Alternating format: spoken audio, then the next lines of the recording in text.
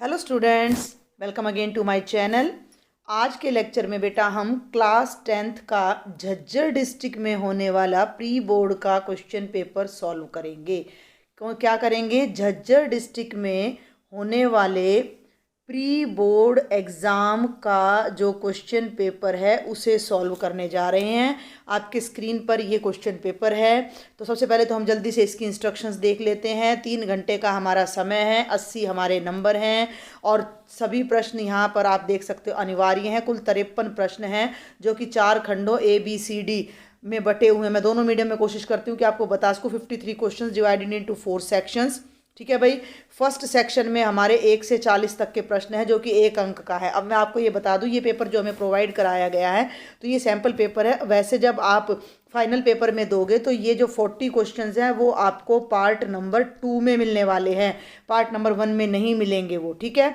Section B में 5 प्रश्न हैं जो 2-2 नंबर के हैं। सेक्शन सी में भी 46 से 50 तक 5 प्रश्न जो 3 अंक के हैं और सेक्शन डी में भी 51 से 53 तक के 3 प्रश्न हैं जो 5-5 अंक के हैं। तो आज के लेक्चर में मैं आपको पहले सेक्शन ए जो कि 40 मार्क्स के क्वेश्चन है वो कराने जा रही हूँ। 1 मार्क के 40 क्वेश्चंस हैं। ठीक है। एक बात और आपको बताई गई कि सेक्शन डी के तीनों क्वेश्चंस में इंटरनल चॉइस है आपके पास, यानी कि हर 3 क्वेश्चन में हर एक क्वेश्चन में 2-2 मिलेंगे और दोनों में से कोई एक करना होगा, यानी कुल 6 में से 3 आपको विद इंटरनल चॉइस करने हैं। तो हम बढ़ते हैं आगे भाई। ये है हमारा सेक्शन नंबर ए और क्वेश्चन नंबर 1 बहुत ही आसान है। 336 और 54 का LCM क्या होगा? तो LCM के लिए आपने फैक्टर बनाने हैं इनके। तो सबसे पहले हम बनाते हैं भाई यहाँ पर 336 के फैक्टर। तो 336 एक सम संख्या है और सम संख्या है तो आपको इसको किस पर चलाना है? 2 पर चलाना है। तो 2 एकम 2 और 2 छिके 12 और 2 आठे 16। ठीक है। फिर 2 पर जाएगा, 2 आठे 16, 2 चौके 8, फिर 2 4 जा 2, 2 2 जा 4, फिर 2 पे जाएगा, 2 1 जा 2, फिर 3 पे जाएगा, 3 7 जा और ये हो जाएगा 7 3 जा। तो 2 2 2 2 3 7 1 जा 7। ठीक है। 4 बार 2 है हमारा और 3 इंटू 7। तो ये मैं यहाँ लिखने जा रही हूँ कि 336। एक मिनट बेटा। तो 336 का हमारा जो फैक्टर है वो आ जाता है 2 into 2 into 2 into 2 into 3 into 7। और अब मैं यहाँ साइड में करने जा रही हूँ 54 के फैक्टर्स। 54 फिर से इवन नंबर है तो 2 2 जा 4, 2 7 जा 14, 27 3 पे जाएगा, 3 9 जा, फिर 3 3 जा और 3 1 जा 3। इन फैक्टर्स को हम यहाँ लिख लेते हैं। 54 का 2 इंटू 3 इंटू 3 इंटू 3। अब हम बात करते हैं LCM की। तो LCM हमने कैसे लेना है? तो ये बात अब आपने ध्यान रखनी है कि हमें LCM में ईच एंड एवरी फैक्टर लेना है, सारे फैक्टर लेने। इसमें देखो भाई 2 की पावर 4 इंटू 3 की पावर 1 इंटू 7 की पावर 1 है और इसमें 2 की पावर 1 है और 3 की पावर 3 है। तो सारे तो फैक्टर लेने हैं, 2 भी लेना है, 3 भी लेना है और 7 भी, और हाईएस्ट पावर लेनी है। तो यहाँ 2 की पावर 1 और यहाँ 2 की पावर 4, तो यहाँ हम लेंगे 2 की पावर 4। आगे बढ़ूँ, नीचे 3 की पावर 3 है और ऊपर 3 की पावर 1 है तो हम 3 की पावर लेंगे 3। और देखो ना, यहाँ से देखो राइट साइड से 2 भी लेना है, 2 की पावर 4, 3 भी लेना है, 3 की पावर 3 और साथ में हमने 7 लेना है। तो 2 की पावर 4 ये हो जाएगा हमारा 16, 3 की पावर 3 हो जाएगा 27 और गुना में 7। ठीक है। 16 गुना 27 को 7 से कर दो, 7 7 49, 4 7 दूनी 14 और 4 18। और अब 16 और 189 की गुणा जो हम करेंगे वो हमारा LCM आएगा। वो मैं अभी आपको यहाँ पर करके दिखा रही हूँ। तो 16 और 189 की गुणा अब हम यहाँ पर करते हैं। तो 189 को जब आप 16 से करोगे, 6 9 जा 54 कैरिंग 5, 6 6 48 और 5 53, 5 और ये 11 आ जाएगा और यहाँ 189 आ जाएगा। 4 9 और 3 12, 8 और 1 9 और 1 10 और 1 और 1 2 और 1 3। तो ये हमारा 3024 हमारा LCM आ जाएगा। ठीक है भाई। अब आगे बढ़ते हैं हम प्रश्न संख्या 2 पर। निम्नलिखित में से अपरिमेय संख्या को आपने छांटना है। अपरिमेय संख्या जिसका दशमलव प्रसार अशांत और अनावर्ती होता है, non repeating and non terminating decimal. पहला number, which one of the following is an irrational number? तो इरेशनल नंबर है तो √36 कितना होता है 6, 121 का वर्गमूल कितना होता है 11, 9 का वर्गमूल कितना होता है 3। तो 6 भी परिमेय है, 11 भी परिमेय है, 3 भी रैशनल है, तो बच क्या गया √8। तो ये आंसर हो जाएगा हमारा। वैसे आप करके देख सकते हो, √8 का मतलब होता है 4 दूनी 8, तो ये हो जाएगा 2√2 और √2 अपरिमेय होता है। तो हमारा आंसर आ जाएगा option number D. Question number 3 पर आते हैं। निम्न में से किस संख्या का दशमलव प्रसार शांत होगा? विच one of the following number है टर्मिनेटिंग डेसिमल एक्सपेंशन? भाग नहीं करना है आपने। जब भी हमें इस टाइप का कोई क्वेश्चन मिलता है तो हमने केवल डिनोमिनेटर के फैक्टर करने हैं, और डिनोमिनेटर के फैक्टर में केवल 2, 5 या दोनों आए तो जो है वो टर्मिनेटिंग या शांत दशमलव होगा। लेकिन 2 या 5 के अलावा डिनोमिनेटर में अगर कुछ और आ रहा है तो वो नॉन टर्मिनेटिंग यानी अशांत होगा। तो जल्दी से देखो, यहाँ 7 आ रहा है तो ये भी अशांत है। यहाँ 6 आ रहा है तो 6 के टुकड़े बनेंगे, 3 दूनी 6, तो ये भी अशांत है। 12 के टुकड़े करो तो 2 दूनी 4, तो ये 12, भाई ये भी अशांत है। तो क्वेश्चन ही मुझे गलत लग रहा है यहाँ पर। नहीं, ध्यान से देखो, अब ये बच गया 6/15, 3 दूनी 6, 3 पंजे 15, 2/5, नीचे केवल 5 आ रहा है। और वैसे भी आप देख सकते हो कि 0.4 जो डेसिमल एक्सपेंशन है वो शांत आएगी, शांत यानी टर्मिनेट हो जाएगा, हमारा आंसर फिनिश हो जाएगा। तो राइट ऑप्शन होगा ए। दिखने में क्या लग रहा था, नीचे 15 है, 15 के टुकड़े क्या बनेंगे 3 × 5, तो हमें लग रहा था कि ये अशांत होगा। लेकिन जब हमने इसको मिनिमम फॉर्म में बदला तो 2/5 आया, जिससे हमारा डेसिमल एक्सपेंशन शांत हो जाता है। आगे बढ़ते हैं। अभी 45 और 120 का HCF क्या होगा? अभी LCM आया था, अब HCF निकालते हैं। पहले करते हैं 45 के फैक्टर। तो मैं यहाँ डायरेक्ट कर रही हूँ, वैसे तो करके दिखाऊँ। 3 × 15 आएगा आपका, तो 3 3 जा 9, 5 जा 45, 3 3 9 5 45, और 120 को जब आप करोगे तो 2 पे जाएगा। तो देखो यहाँ पे आप साइड में कर भी लेना, 2 पे करो 60, 2 पे करो 30, भाई 2 पे करो तो अपना कितना आ जाएगा 15, और 3 पे करो 3 पंजे 15 और 5 एकम 5, तो 2 × 2 × 2 × 3 × 5। अब जब हम HCF की बात करते हैं तो हाईएस्ट कॉमन फैक्टर लेना है। तो कॉमन नंबर जो दोनों में कॉमन हो, मैं ब्लू कलर से छांटती हूँ, 3 इधर भी है और 3 इधर भी है, एक कॉमन फैक्टर आ गया। 5 इधर भी है, 5 इधर भी है, एक और कॉमन फैक्टर आ गया। और कुछ नहीं मिल रहा, 3 यहाँ है तो नीचे नहीं है, 2 यहाँ है तो ऊपर नहीं है, तो ओनली 3 और 5 एक एक बार मिल रहे हैं, और दोनों की प्रोडक्ट हो जाएगी 15। तो 15 हमारा HCF हो जाएगा, यानी 15 वो नंबर है जो दोनों को डिवाइड करेगा और हाईएस्ट नंबर है। तो यहाँ आपने इसका आंसर अपनी बुक में लिख देना है 15। आगे बढ़ते हैं भाई। अब हम क्वेश्चन नंबर 5 है ये हमारा। क्वेश्चन नंबर 5 क्या कहता है कि निम्न ग्राफ एक बहुपद का है, इस बहुपद के शून्यकों की संख्या। आपने याद रखना है कि इस तरह का कोई भी ग्राफ x अक्ष को जितनी जगह काटता है उतने ही हमारे शून्यक होते हैं। तो ये देखो, एक यहाँ काट रहा है, एक यहाँ काट रहा है 2, एक यहाँ काट रहा है 3, और एक यहाँ काट रहा है 4, तो हमारे कुल मिलाकर 4 शून्यक यानी 4 zeros of the polynomial will be there. ठीक है, ऑप्शन नंबर डी हमारा। आगे बढ़ते हैं। अब हम question number 6, again very easy. एक द्विघात बहुपद के मूलों के योगफल और गुणनफल क्रमशः 4 और 10 हैं। द्विघात बहुपद क्या है? The sum and product of zeros of a quadratic polynomial respectively are 4 and -15, then the polynomial is. ये क्या कहता है कि एक द्विघात बहुपद है, यानी कि एक क्वाड्रेटिक पॉलिनोमियल है, तो उसके 2 शून्यक होंगे, 2 जीरो होंगे, उनका योगफल हमें पता है, यानी कि हमें पता है सम ऑफ जीरोज। समझे मेरी बात को ध्यान से, बहुत इंपॉर्टेंट क्वेश्चन है ये, हर बार आता है इस टाइप का क्वेश्चन। सम ऑफ जीरोज, तो उसे सम का मतलब S, यानी हम उसे 4 कहेंगे। P फॉर ये हो जाएगा बेटा जी प्रोडक्ट ऑफ जीरोज, यानी कि कितना हो जाएगा 10। जब हमें किसी क्वाड्रेटिक पोलिनोमियल का sum of zeros and product of zeros हमें गिवन है, अब मैं यहाँ ना एक तरफ साइड में लिख देती हूँ S for sum of zeros, यानी कि शून्यकों का योगफल। P for product of zeros, यानी कि शून्यकों की गुणा। तो डायरेक्ट हमारे पास द्विघात बहुपद का फॉर्मूला होता है x² - SX + P। तो ये बन जाएगा x², S की जगह है 4, x और जमा p की जगह है 10, तो ये हमारा आंसर आ जाएगा x square minus 4x plus 10। और हम देखते हैं ये हमारा ऑप्शन नंबर बी है। ये देखिए option number B is the right answer. ठीक है भाई, बहुत आसान से क्वेश्चन है। आगे बढ़ने से पहले बेटा मैं आपको बता देना चाहूँगी कि अगर अभी तक आपने मेरे चैनल को सब्सक्राइब नहीं किया है तो जल्दी से कर लें।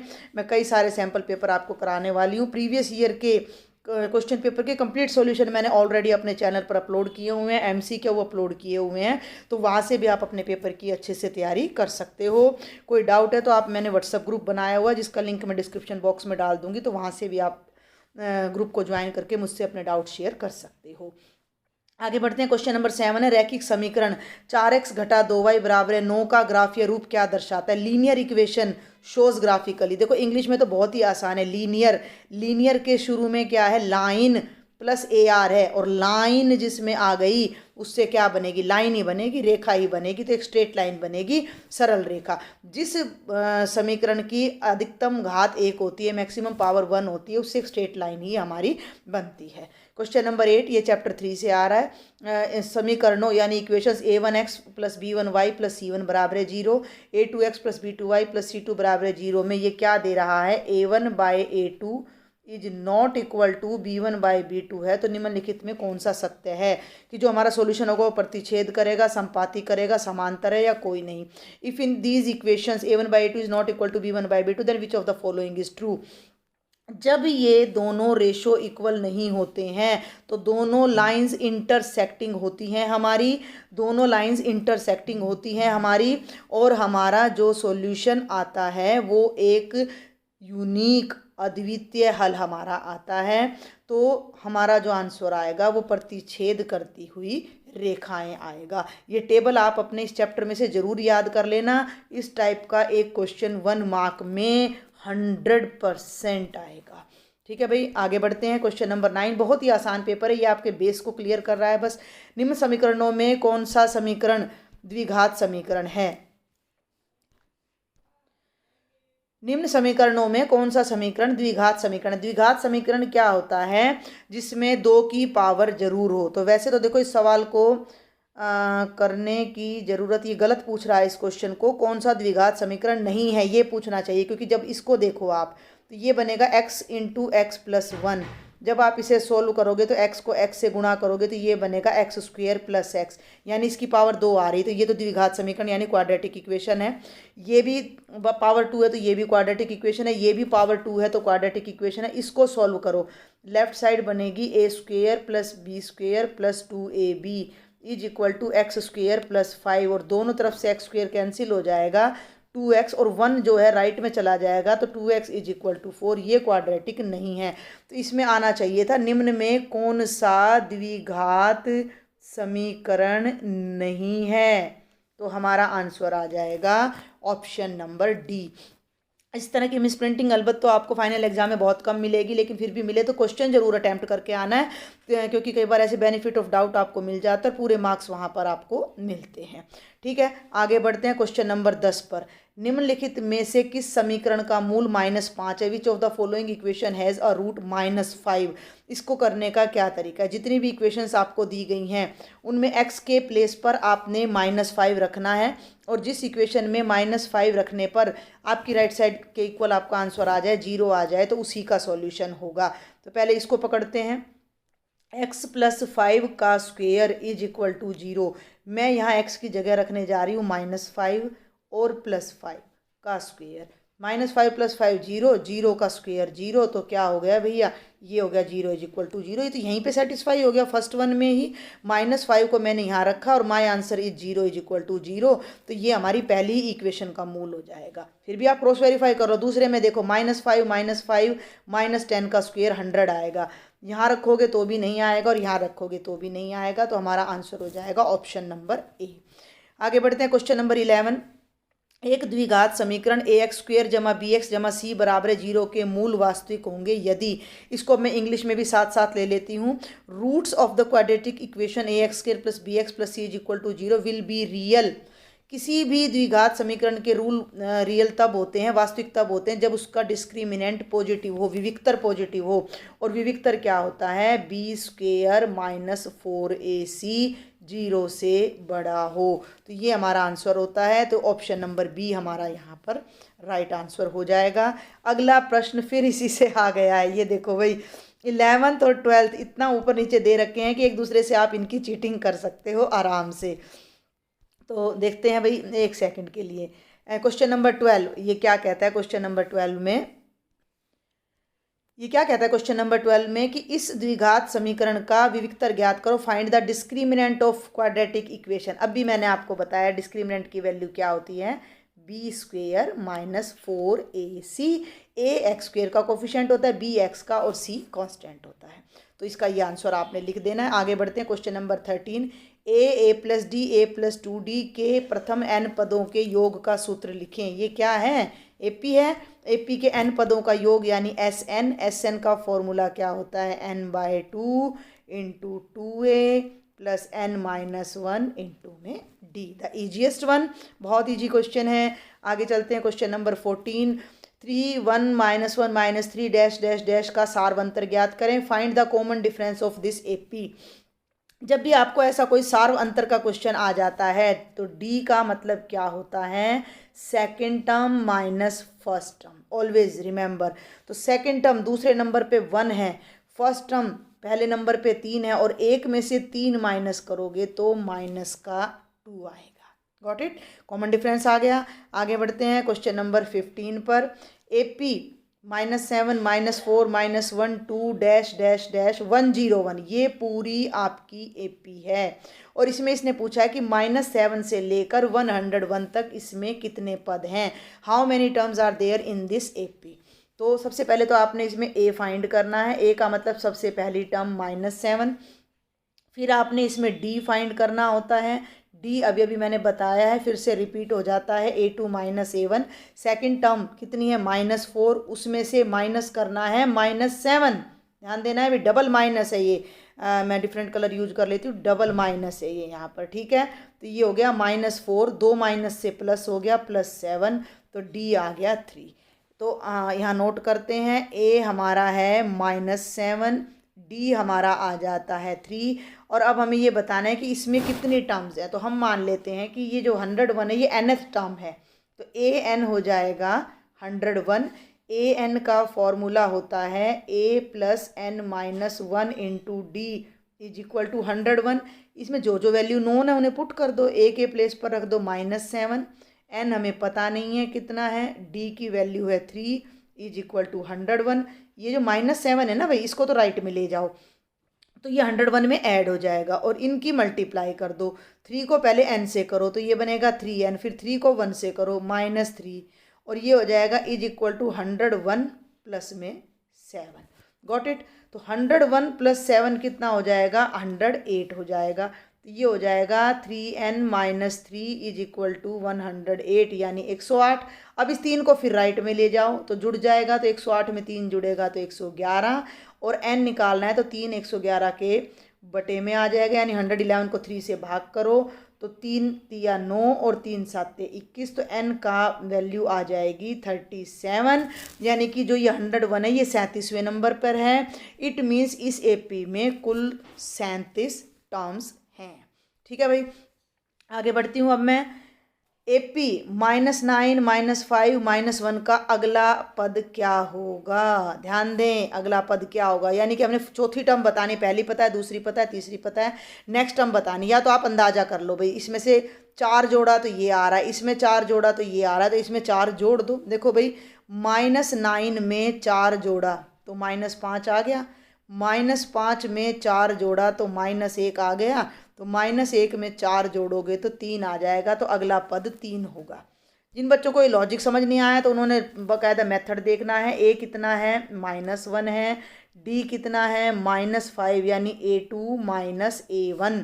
एक माइनस का साइन फॉर्मूले का, एक माइनस की टर्म पहले से है, माइनस माइनस प्लस का 9, 9 में से 5 गए 4, तो D की वैल्यू आ गई 4, A की वैल्यू आ गई -9।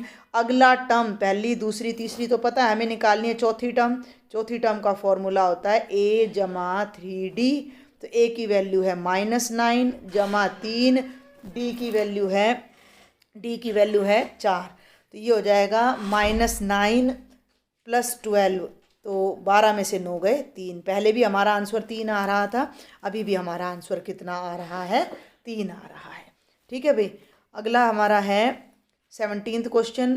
भुजाओं की समान संख्या वाले दो बहुभुज समरूप होंगे यदि संगत कोण, तो इसको इंग्लिश में और ले लेते हैं एक बार कि 2 polygons of the same number of sides are similar. Polygon का मतलब बहुभुज means minimum 3 sides, triangles, quadrilaterals, pentagons, यानी कि ट्राइंगल का कंपैरिजन ट्राइंगल से, त्रिभुज की तुलना त्रिभुज से, चतुर्भुज की चतुर्भुज से, पंचभुज की पंचभुज से करें तो दो बहुभुज कब समरूप होते हैं, यदि उनके संगत कोण बराबर हो या समानुपाती। देखो जो समानुपात वाला कॉन्सेप्ट जो होता है बेटा, जो समानुपात वाली बात आती है वो उस पर कभी भी नहीं होती संगत कोणों पर। तो संगत कोण हमेशा क्या होंगे, बराबर होंगे। कभी भी अनुपात का कॉन्सेप्ट कोणों के लिए लागू नहीं होता। तो दो पॉलीगन तभी सिमिलर होंगे, दो बहुभुज तभी समरूप होंगे जब उनके संगत कोण बराबर होंगे। अब हम आगे बढ़ते हैं, ये है क्वेश्चन नंबर 18। क्वेश्चन नंबर 18 क्या कहता है कि यदि दो समरूप त्रिभुजों की भुजाओं का अनुपात 4:5 है तो इनके क्षेत्रफल का अनुपात क्या होगा। इफ़ रेशियो ऑफ 2 साइड्स आना था, ये स्टेटमेंट भी रोंग है इसमें काफ़ी। If ratio of 2 sides of 2 similar triangles is 4:5, then the ratio of their areas is. ये एक बहुत आसान सा प्रश्न है और ये एग्ज़ाम में हर साल पूछा जाता है। कभी तो भुजाओं का रेशो दे देते हैं तो क्षेत्रफल का निकालना होता है, क्षेत्रफल का दे देते हैं तो भुजाओं का निकालना होता है। एक बात आपने ध्यान रखनी कि भुजा छोटी होती है, क्षेत्रफल बड़ा होता है। जब भुजाओं का रेशो 4:5 है तो क्षेत्रफल का रेशो इनका स्क्वायर हो जाएगा, एक सिंपल सी बात, यानी वो हो जाएगा 16:25।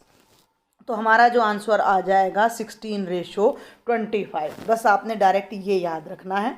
और ये है क्वेश्चन नंबर 19। यदि किसी त्रिभुज की भुजाएं क्रमशः 12 सेंटीमीटर, 5 सेंटीमीटर और 13 सेंटीमीटर है तो जांच कीजिए कि वह एक समकोण त्रिभुज है या नहीं। इफ़ द, आगे बढ़ रही हूँ मैं इंग्लिश में, if the sides of a triangle are 12 centimetre, 5 centimetre, 13 centimetre, then check it is a right angle triangle और नॉट। भाई राइट एंगल ट्रायंगल कब होता है, जब उस पर पाइथागोरस थ्योरम लागू होती है। और पाइथागोरस थ्योरम क्या होती है हमारी, कि perpendicular square plus base square is equal to hypotenuse square. कहने का मतलब क्या है कि किसी भी त्रिभुज की दो भुजाओं के स्क्वायर का सम तीसरी के बराबर होना चाहिए। तो 12 का स्क्वायर हो गया 144, 5 का स्क्वायर हो गया भाई 25 और 13 का स्क्वायर हो गया 169। और आप देख सकते हो कि 144 और 25 का जोड़ 169 होता है, यानी कि ये एक राइट एंगल ट्रायंगल की ही साइड्स हैं, जिसका अगर बेस 5 है, परपेंडिकुलर 12 है, तो हाइपोटेन्यूज कितना होगा, 13 होगा। तो बहुत ही आसान सा पेपर है ये हमारा। और ये है बेटा क्वेश्चन नंबर 20। आज के लेक्चर का हम इसको यहीं लास्ट क्वेश्चन लेके चलते हैं ताकि आप पहले इन 20 क्वेश्चंस को अच्छे से समझ सको। बिंदुओं P 12, 5 और Q 0-7 को जोड़ने वाले रेखाखंड के मध्य बिंदु के निर्देशांक क्या हैं। What will be the coordinates of mid points of line segment joining the points P and Q। तो बहुत ही आसान सा प्रश्न है ये P है मान लो पॉइंट, और ये पॉइंट Q है। P के कोऑर्डिनेट्स हैं 12, 5, 12, 5। Q के कोऑर्डिनेट्स हैं 0-7, ये मिड पॉइंट है। तो इनको ज्वाइन करने वाले पॉइंट का मिड पॉइंट जो है, इनको ज्वाइन करने वाली लाइन M का जो मिड पॉइंट M है वो क्या होगा, 12 में 0 जोड़ो यानी x1 जमा x2 बटे 2, यानी 12 जमा 0 बटा 2, 12 + 0/2। और y कोऑर्डिनेट में y कोऑर्डिनेट जोड़ो यानी 5 - 7/2, दोनों का हाफ हाफ कर देना है। तो 12 में 0 जोड़ोगे तो ये 12/2 बनेगा, 5 - 7 - 2/2। आगे डिवाइड करो तो 2 × 6 = 12 और 2 × 1 = 2, तो 6, -1 मिड पॉइंट होगा, मध्य बिंदु होगा दिए गए दो बिंदुओं का। तो आप पहले बेटा जी इन 20 क्वेश्चंस की प्रैक्टिस करें। इनमें कोई भी डाउट है तो आप मेरे व्हाट्सएप ग्रुप को ज्वाइन करके मुझे कमेंट बॉक्स में लिखें, अपने सजेशंस दें। और लेक्चर कैसा लगा, अगर अच्छा लगे तो लाइक करना है, सब्सक्राइब करना है और ज़्यादा से ज़्यादा स्टूडेंट्स को शेयर करना है। Thank you.